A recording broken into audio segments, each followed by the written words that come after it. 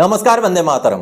दोस्तों, स्वागत है आप सबका सैनिक पाठशाला में। आज के इस वीडियो में 3 महत्वपूर्ण जानकारियों को लेकर आया हूं, जैसे आप बोर्ड पर देख पा रहे हैं। दोस्तों, स्पर्श के द्वारा जुलाई 2025 महीने का पेंशन क्रेडिट होने ही वाला है, लेकिन ऐसे में जुलाई 2025 के पेंशन को लेकर के एक बहुत बड़ी जानकारी सामने आई है। आगे जुलाई महीने का ही पेंशन स्लिप दिखा के आपको समझाऊंगा। पेंशनर के खाते में लाखों रुपए के एरियर आने थे, लेकिन पीसीडीए ने, स्पर्श ने एरियर के साथ साथ ही रिकवरी भी ठोक दिया और पेंशन को माइनस कर दिया। जी हां दोस्तों, आगे पेंशन स्लिप देख करके समझेंगे, क्योंकि बहुत सारे पेंशनर्स ने यह जानकारी दी है कि जुलाई के महीने में उनका पेंशन पिछले महीने जितना मिलता था उससे भी कम क्रेडिट होने का मैसेज आया है। चलिए इसकी जानकारी लेंगे। और साथ ही साथ दोस्तों, वित्त मंत्रालय ने एक बहुत महत्वपूर्ण जानकारी संसद में रखी है कि किनको जुलाई में इंक्रीमेंट लगता है और किनको जनवरी में इंक्रीमेंट लगता है, क्या है कंडीशंस। ये महत्वपूर्ण जानकारी है आपके लिए भी। और साथ ही साथ दोस्तों, क्यों मैं बार बार कहता हूं कि आपका हर पीपीओ आपके पास होना चाहिए। आज आपको एग्जांपल के साथ ही लेटर दिखा के समझाऊंगा कि आपके पास अगर आपका कोई भी पीपीओ ना हो तो क्या हो सकता है, कैसे आपका बढ़ा हुआ पेंशन ना भुगतान हुआ हो और आपको पता भी ना चला हो, ऐसा भी हो सकता है। जिसका अभी पेंशनर को एरियर मिलने जा रहा है 1,38,957 रुपए का। क्योंकि सही जानकारी, सटीक जानकारी से सही कार्रवाई करेंगे तो आपको तभी आपके बकाये पैसे मिल सकते हैं। बकायदा आपको एग्जाम्पल के साथ समझाऊंगा। तो चलिए इन्हीं विषयों को लेकर आगे बढ़ेंगे। आगे बढ़ने से पहले हमेशा की तरह मेरा आप सबसे आग्रह है, अगर सैनिक पाठशाला चैनल का वीडियो आप पहली बार देख रहे हैं या अभी तक चैनल को सब्सक्राइब नहीं किया है, तो चैनल के साथ जुड़े रहने के लिए, इसका हिस्सा बने रहने के लिए और आपसे जुड़ी हुई हर एक जानकारी को, भरोसेमंद जानकारियों को पाते रहने के लिए चैनल को सब्सक्राइब जरूर करें दोस्तों। और दोस्तों के साथ वीडियोस को शेयर भी करें और अगर वीडियोस अच्छे लगे तो लाइक भी जरूर करें। चलिए अब आगे बढ़ते हैं। सबसे पहले दोस्तों, आपका सही पीपीओ क्यों आपके पास होना चाहिए, देखिए हकीकत। अब पेंशनर को मिलेंगे 1,38,957 एरियर स्पर्श से। जी हाँ दोस्तों, जब भी आपका पेंशन में रिवीजन होता है तो आपका पीपीओ बनता है, पीपीओ निकलता है। आपका कुछ भी लागू होकर के या आपका डेट ऑफ बर्थ में या कोई भी चीज, जब पीपीओ के अंदर जो चीजें हैं, जो डिटेल्स हैं, उसमें जब भी तब्दीली होता है तो आपका पीपीओ निकलता है, कोरिजेंडम पीपीओ। तो ऐसे में आपको हो सकता है कोरिजेंडम पीपीओ आपका निकल चुका हो, लेकिन आपको उसका कॉपी ना मिला हो और खुदा ना खास्ता उसी पीपीओ का भुगतान भी सीपीपीसी ने ना किया हो। क्योंकि स्पर्श में माइग्रेशन होने से पहले सीपीपीसी से, डीपीडीओ से, ट्रेजरी से, पोस्ट ऑफिस से ऐसे पेंशनर्स को पेंशन मिलता था।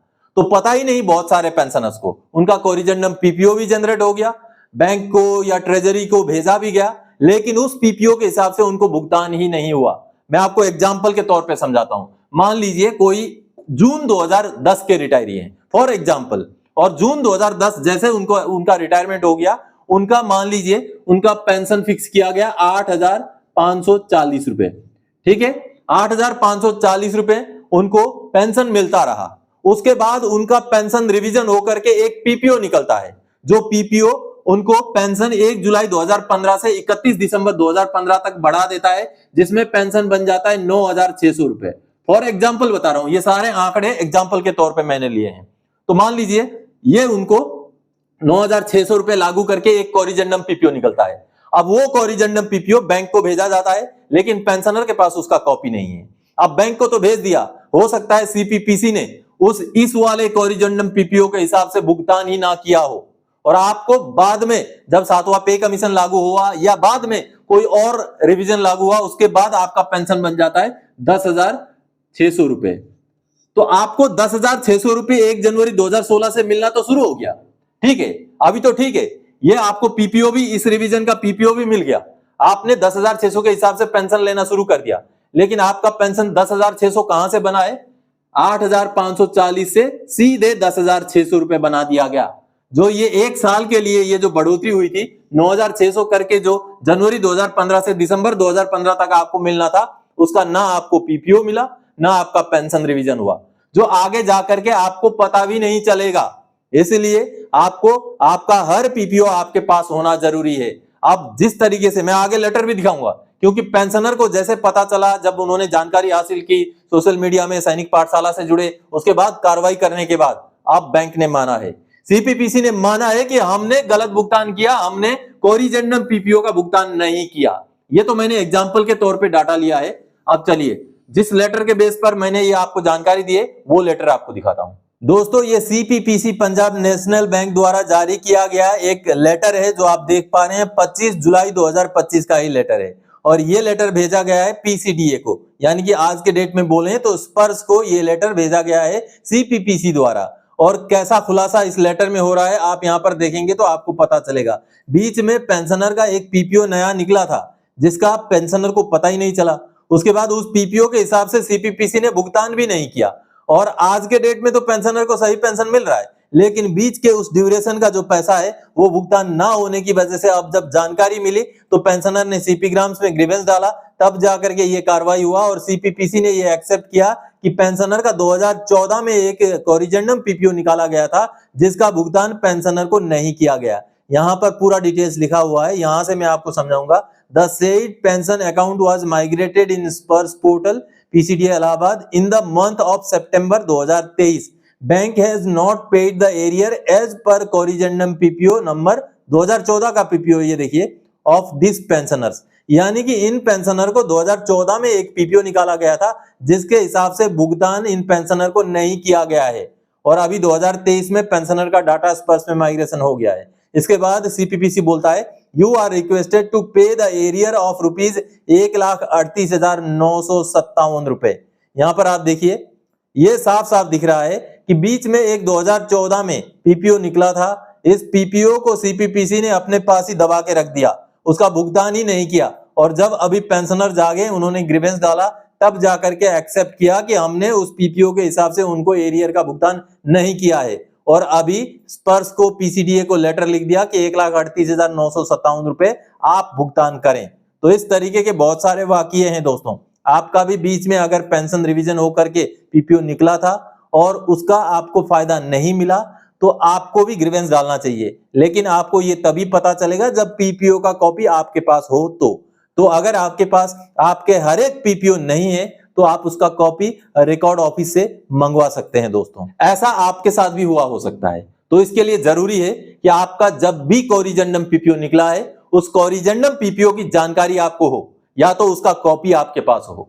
चलिए अब आगे बढ़ते हैं अगली जानकारी की ओर। स्पर्श ने जुलाई के पेंशन में किया ये काम, 3,49,740 का एरियर तो दे दिया, साथ ही 3,52,386 का ठोका रिकवरी। जी हां दोस्तों, जुलाई महीने का ही पेंशन स्लिप दिखा के आपको समझाता हूं कि कैसे पेंशनर को एरियर भी दे दिया और उसी महीने रिकवरी भी कर दिया जिसका पेंशनर को कोई डिटेल्स नहीं दिया गया। ये एरियर किस चीज का था, किस रेट पे था, कब से कब का था, कुछ नहीं बताया। कुछ बताने का सिस्टम है ही नहीं, स्पर्श में ऐसा कोई सिस्टम ही नहीं है। आप पूछेंगे तो बोलेंगे कि वहां कैलकुलेशन होके आया था, पता ही नहीं चलेगा पेंशनर को कि ये एरियर किस चीज का है, क्यों दिया गया है। और साथ ही साथ ताज्जुब की बात तो और एक है कि उस एरियर के साथ साथ रिकवरी भी 3,52,386, जितने का एरियर दिया उससे ज्यादा का रिकवरी ठोक दिया। अब इसका भी डिटेल्स पेंशनर को पता नहीं है। ऐसा अमूमन देखा गया है। पेंशन स्लिप आ जाता है जिस पेंशन स्लिप में एरियर भी होता है और उसी महीने में उस एरियर से ज्यादा का रिकवरी कर देते हैं और पेंशन को माइनस कर देते हैं, जो कि एक महत्वपूर्ण मुद्दा है, जो कि एक गंभीर चीज है दोस्तों। क्योंकि ऐसा अगर होगा पेंशनर को पता ही नहीं चलेगा तो फिर स्पर्श का क्या फायदा। चीजें ट्रांसपेरेंट होनी चाहिए। अगर मान लीजिए ये एरियर मिला है तो किस चीज का एरियर है, किस कैलकुलेशन का है, कब से कब का है, उसका डिटेल्स भी स्पर्श के अंदर पेंशन स्लिप के नीचे होना चाहिए। साथ ही साथ उसके अगले कॉलम में यह भी होना चाहिए कि ये रिकवरी किस लिए किया गया है। अगर ये जायज चीजें हैं, अगर ये सही इनको इतना एरियर लागू था और इतना रिकवरी भी लागू था तो उसका डिटेल्स स्पर्श के अंदर पेंशन स्लिप में होना चाहिए ताकि पेंशनर को चिंतित होने की जरूरत ना हो। चलिए पेंशन स्लिप दिखा के आपको समझाता हूं दोस्तों। ये जुलाई 2025 महीने का पेंशन स्लिप है। यहां पर देखिए एक पेंशनर जो कि 2005 के रिटायरी हैं उनका पेंशन स्लिप है। अब यहां पर आप देखिए बेहद चौंकाने वाली बात है क्योंकि इसका डिटेल्स पेंशनर को दिया ही नहीं गया। देखिए उनका बेसिक जो एलिमेंट है वो 14,557 रुपए है, डिसेबिलिटी भी उनको मिलता है 4,368 रुपए और इन दोनों एलिमेंट को मिला करके उनका डीआर का अमाउंट 10,409 रुपए। अब देखिए एरियर अमाउंट इस महीने में यानी जुलाई 2025 के महीने में पेंशनर का एरियर भी कैलकुलेशन किया गया। अब पेंशनर को ये पता नहीं है, किसी को ये पता नहीं है कि ये किस चीज का एरियर है और एरियर का अमाउंट देखिए 3,49,740 रुपए देख पा रहे हैं आप। और कुल मिलाकर के उनका जुलाई महीने का पेंशन एरियर को जोड़ के बन रहा था 3,79,074 रुपए। साथ ही साथ क्या खेल कर दिया गया है, ये देखिए रिकवरी लगा दिया गया, जितना एरियर दिया गया उससे ज्यादा का रिकवरी लगा दिया गया 3,52,386 रुपए का। ये देखिए 3,52,386 रुपए काट करके उनके खाते में डाला जा रहा है 26,688 रुपए, जबकि उनके खाते में डाला जाना चाहिए था 3,79,074 रुपए। अब देखिए दोस्तों, अब यहां पर अगर ये एरियर बनाया तो किस चीज का एरियर है ये जानना पेंशनर का अधिकार है, और अगर रिकवरी किया तो किस चीज का रिकवरी किया ये भी जानना पेंशनर का अधिकार है। ये गंभीर इशू है, इसको लेकर के पीसीडीए को, रक्षा मंत्रालय को संजीदा होना पड़ेगा, क्योंकि पेंशनर को अगर पता ही नहीं चलेगा एरियर किस चीज का है, रिकवरी किस चीज का है, तो फिर स्पर्श लागू करके क्या फायदा। बहुत सारी ऐसी टेक्निकल चीजें हैं जो स्पर्श के अंदर इंप्लीमेंट होना जरूरी है, ताकि पेंशनर्स को सही पता चले कि उनका एंटाइटलमेंट क्या था, किस चीज का एरियर था, रिकवरी हुआ तो किस चीज का हुआ। यह बेहद महत्वपूर्ण और गंभीर मुद्दा है दोस्तों। चलिए अब आगे बढ़ते हैं। वित्त मंत्रालय ने राज्यसभा में एक महत्वपूर्ण जानकारी सामने रखी है दोस्तों। एनुअल इंक्रीमेंट के अलावा बेसिक में बढ़ोतरी का ब्यौरा वित्त मंत्रालय ने रखा संसद में। किनको इंक्रीमेंट 1 जनवरी को और किनको 1 जुलाई को, देखें पूरा डिटेल्स। जी हां दोस्तों, एक सवाल का जवाब देते हुए वित्त मंत्रालय की तरफ से पूरा डिटेल्स रखा गया है। चलिए मैं आपको सवाल जवाब का ब्यौरा दिखाता हूं। दोस्तों, भारत सरकार से वित्त मंत्रालय से राज्यसभा में सवाल पूछा गया पेंशनर का और कर्मचारियों का इंक्रीमेंट को लेकर। यहां आप देख पा रहे हैं कि क्या 6 महीने के सर्विस में भी इंक्रीमेंट लागू है, इस तरीके का सवाल पूछा गया था। और यह सवाल अभी का है, 29 जुलाई का सवाल है, जिसका जवाब वित्त मंत्रालय ने दिया है। और क्लियरली सारा चीजें मेंशन करते हुए वित्त मंत्रालय ने डिटेल्स में जारी किया है कि आखिर जनवरी में किनको इंक्रीमेंट मिलता है और जुलाई में किनको इंक्रीमेंट मिलता है। पूरा डिटेल्स ये हिंदी में आपको समझाता हूं। संशोधित वेतन संरचना में अगली वेतन वृद्धि की तारीख कैसे तय की जाती है।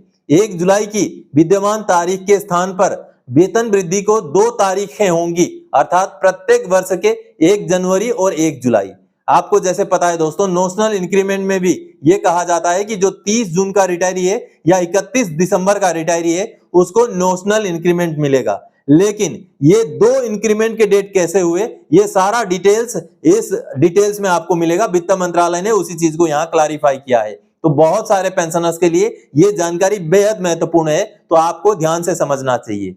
बशर्ते कि कोई कर्मचारी अपनी नियुक्ति, प्रोन्नति या वित्तीय उन्नयन प्रदान किए जाने की तारीख के अनुरूप या तो 1 जनवरी या 1 जुलाई को केवल एक वार्षिक वेतन वृद्धि प्राप्त करने का हकदार होगा। देखिए अब डिटेल्स क्या है। ऐसा कर्मचारी जिसे 2 जनवरी और 1 जुलाई के बीच दोनों दिवसों सहित, यानी कि 2 जनवरी या 1 जुलाई किसी भी साल का 2 जनवरी से 1 जुलाई के बीच अगर उनका प्रमोशन हुआ हो या उनका एमएससीपी हुआ हो, आप देखिए कि अवधि में नियुक्ति या प्रोन्नति यानी कि पदोन्नति या संशोधित सुनिश्चित करियर प्रोन्नयन योजना यानी कि एमएससीपी के अधीन उन्नयन सहित वित्तीय उन्नयन दिया गया हो के संबंध में वेतन वृद्धि 1 जनवरी को दी जाएगी। और ऐसे कर्मचारी जिसे 2 जुलाई और 1 जनवरी के बीच दोनों तारीखों को लेकर के की अवधि में नियुक्ति या प्रोन्नति या संशोधित सुनिश्चित करियर प्रोन्नयन योजना के अधीन, ये एमएससीपी है दोस्तों,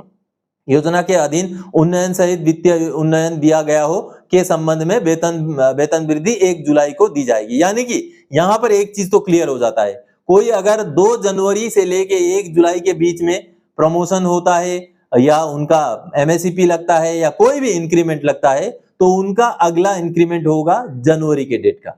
और कोई अगर 2 जुलाई और 1 जनवरी के बीच में उनका इंक्रीमेंट होता है, एमएससीपी होता है, तो उनका इंक्रीमेंट लगेगा 1 जुलाई को, जिससे 6 महीने का फायदा पेंशनर्स को या एम्प्लॉइज को मिल जाएगा। इसका उदाहरण के साथ यहाँ पर समझाया गया है दोस्तों।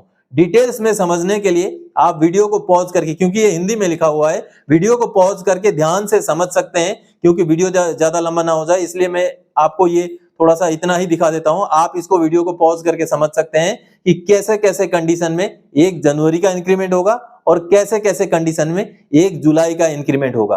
वैसे मोटा मोटा तौर पर ये 2 नंबर पॉइंट में सारा चीज बता दिया गया है, लेकिन यहाँ पर एग्जाम्पल के साथ बताया गया है। तो वीडियो को पॉज कीजिए और पूरा समझिए कैसे पेंशनर या एम्प्लॉइज को 6 महीने का इंक्रीमेंट में फायदा हो सकता है। लेकिन दोस्तों ऐसे में एक ओपीटी फिक्स का पार्ट ऑर्डर किया जाता है फौज में। ओपीटी फिक्स का पार्ट ऑर्डर करके इंक्रीमेंट का डेट को बदला जाता है। तो आप सबने देखा दोस्तों, किनको जनवरी में इंक्रीमेंट लागू है, किनको जुलाई में इंक्रीमेंट लागू है। तो इस हिसाब से आप इस चीज को नोशनल इंक्रीमेंट के साथ भी जोड़कर देख सकते हैं आपका रिटायरमेंट का डेट के हिसाब से। तो दोस्तों आज के इस वीडियो में इन्हीं जानकारियों के साथ आया था। आगे और कोई जानकारी आपसे सरोकार रखने वाला विषय लेकर मैं फिर से हाजिर हो जाऊंगा। तब तक के लिए जय हिंद दोस्तों।